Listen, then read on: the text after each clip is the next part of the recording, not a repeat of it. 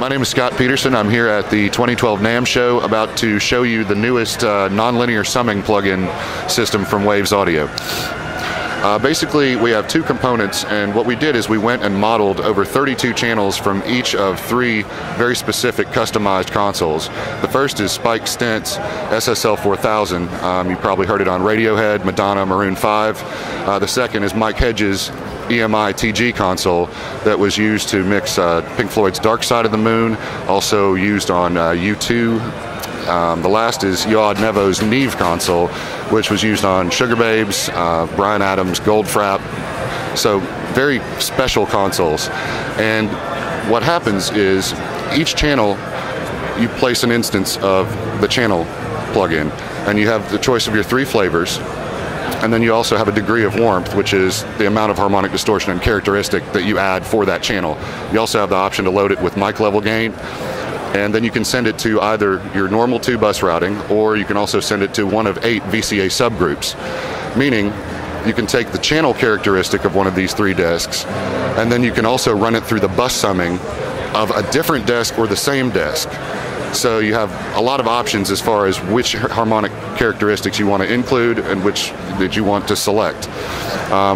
Each instance will load a brand new channel, essentially. So you have different instances of harmonic distortion and analog characteristics going into each channel, so you're not getting the same channel over and over. It's like pushing faders on an entire desk, because every channel is going to integrate differently when you sum them together. And that's what the nonlinear summing comes into play. So if we enable a little audio to happen, we'll get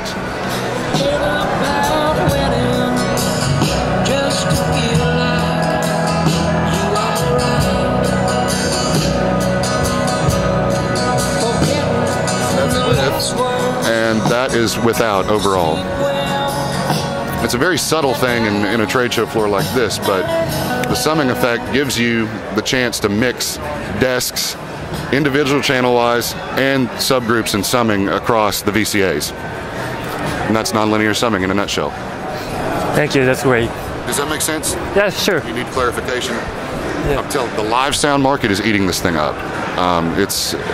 It's very important to recognize that in this day and age of digital cleanliness and transparency, that sometimes you want a lot more personality than you're getting naturally, either out of the console or out of your preamps and your summing bus on your DAW. And this gives you a lot of options as far as having some flavor and character of consoles that you would never have access to in a normal person's life. Great, thank you very much.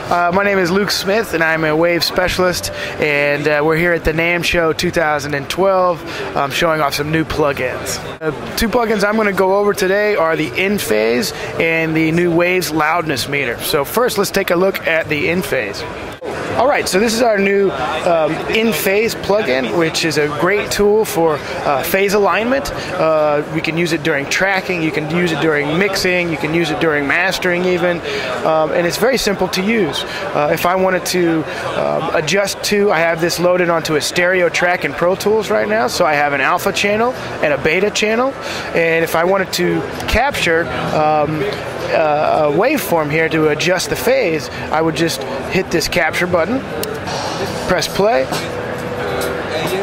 and then we'll do a 2-second capture for your waveform. And now I have the ability to zoom way in and find a zero crossing that will allow me to adjust the phase. I can use our delay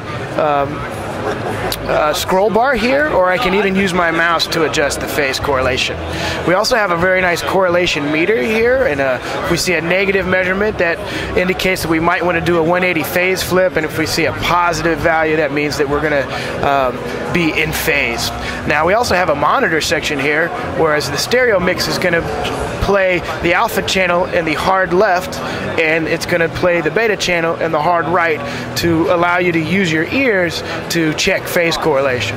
The mono mix collapses both the alpha and the beta channel into mono, obviously, and then using this A and using this B, we can monitor just the alpha or just the beta channel. Now we're using all-pass technology here, so we actually have both a first and a second order filter that allows me to adjust the phase of a specific frequency band, and as I adjust the slope, I can affect the phase on a very wide frequency spectrum or a very specific frequency spectrum. So it's very, very powerful. We also have gain control here, so we have an extra gain stage for you if need be, and obviously here's our actual phase flip. So it's a very, very powerful plugin, and we're sure everybody's going to dig it.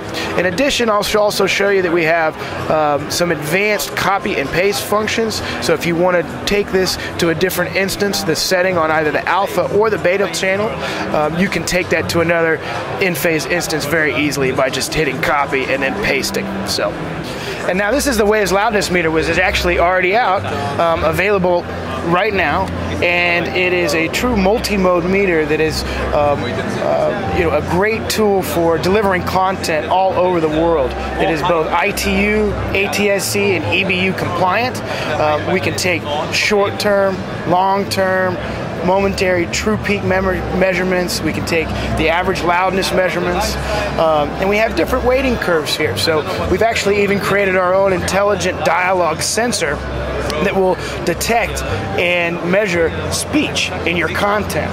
Now, the different methods that we have down here are the EBU methods, which uses the foreground as an anchor, LM1 method, which is using the standard Fletcher-Munson curve, and then we have this dial setting, which is actually using the dialogue as the anchor, which is in accordance with the ITU spec.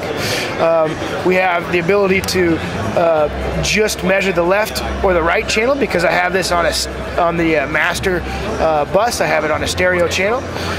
We also have the ability to either follow the transport of your host application or not, and we have a readout here for how long it's actually been measuring your content.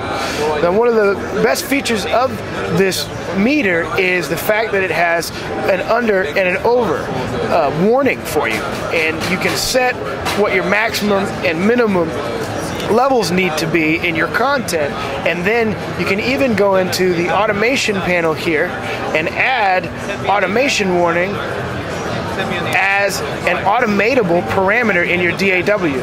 That allows you then to play back your source and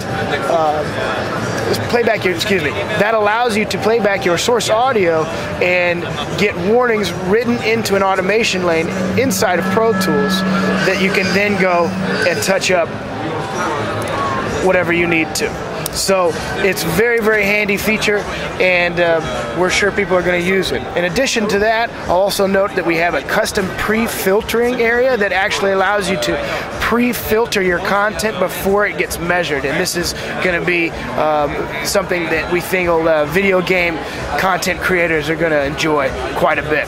So thank you very much. Yeah. And thank you so much for listening.